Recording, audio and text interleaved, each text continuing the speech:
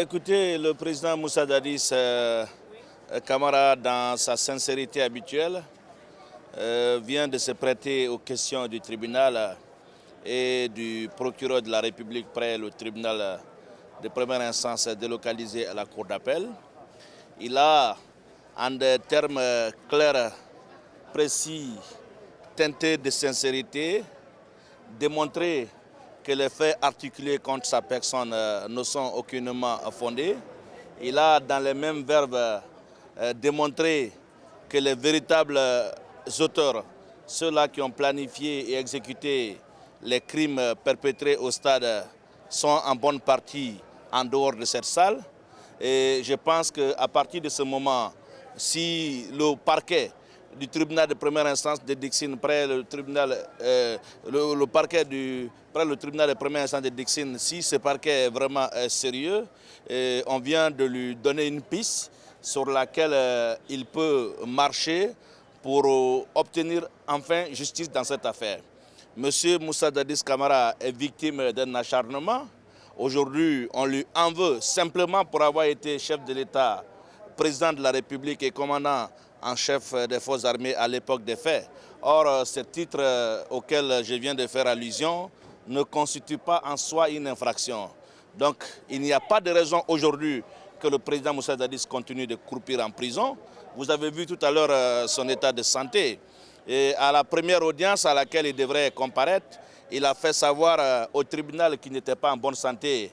Ses détracteurs ont interprété cela autrement en disant qu'il a peur d'affronter la justice, il a peur de se prêter aux questions, mais quelques jours plus tard, vous avez vu comment il est. Il a même voulu forcer la situation. Il a voulu, n'est-ce pas, continuer à se prêter aux questions du ministère public. C'est parce qu'il était dans une impossibilité absolue que ce renvoi a été demandé. Le président Moussa Dadis veut en finir avec ce dossier. Il veut définitivement laver son honneur et son intégrité qui ont été souillés par ces accusations fallacieuses. Si, c'est vous qui le dites.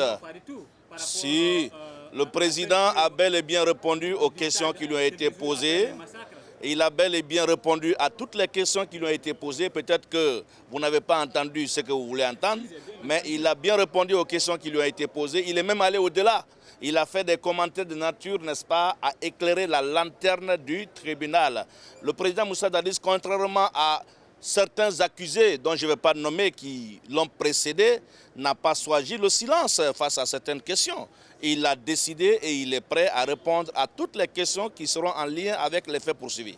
Il avait commencé en force à répondre aux questions, mais au fur et à mesure, on sentait que sa voix baissait. Voilà, donc tout porte à croire qu'il ne se sent pas bien. Voilà, et donc nous sommes humains, contrairement à la dernière fois où il était bien portant. Alors nous avons considéré que c'était juste pour trouver du temps. Mais aujourd'hui, tout porte à croire qu'il est malade, parce que son apparence le prouve.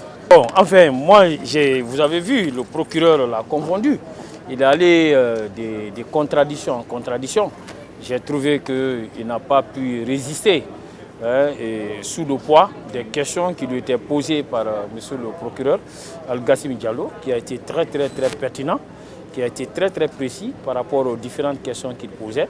Et vous avez vu que face à ces questions, il n'a pas donné des réponses pertinentes. Il ne répondra pas à ces questions.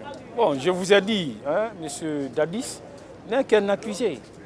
Un accusé n'a pas à recadrer les questions.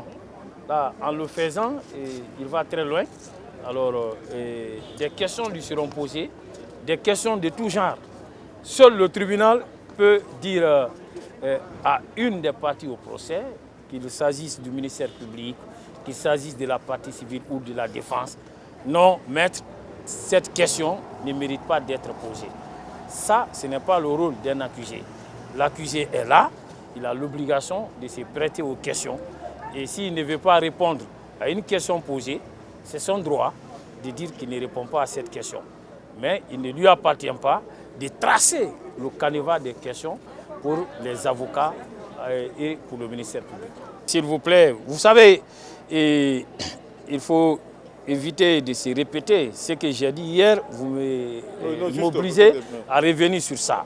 je vous ai dit que les éléments contenus au dossier, des preuves versées au dossier, permettent de confondre M. Moussa Dadis.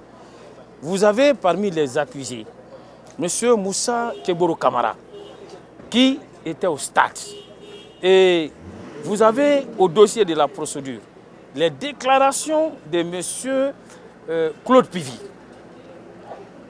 consignées dans son procès verbal d'audition, où celui-ci dit que M. Moussa Keboro a été au stade sur instruction du président Moussa Dadis Kamara. Il a dit ça au moins 2 fois. Vous avez M. Moussa Keita, secrétaire permanent du CNDD, qui a eu à déclarer la même chose dans son procès verbal de déposition. Tous ces éléments sont versés au dossier. Et vous avez aussi les déclarations, bien évidemment, de M. Aboubacar Diakité Ditumba, où il a eu à faire état de la présence des milices au niveau du camp Alpha Yaya Diallo, où il a eu à faire état de la présence des personnes qui étaient venues charger des camions d'armes. Et ces armes de guerre ont été trouvées là-bas. Des civils qui étaient armés de machettes, ces civils ont été vus au stade du 28 septembre. Mais qu'est-ce qu'il veut maintenant? Je crois qu'il s'agit là d'autant d'éléments probants versés au dossier qui ne peuvent faire l'objet d'aucun doute. Et vous avez des victimes, des témoins qui affirment avoir vu ces personnes-là au stade du 28 septembre. Et vous avez également au dossier de la procédure des procès verbaux de déposition du chef d'état-major, M. Sano, du chef d'état-major de l'armée de terre, M. Kaba, qui disent tous que M. Moussa Dadis Kamara, c'était lui qui gérait le régiment avec le général Sekouba Konaté.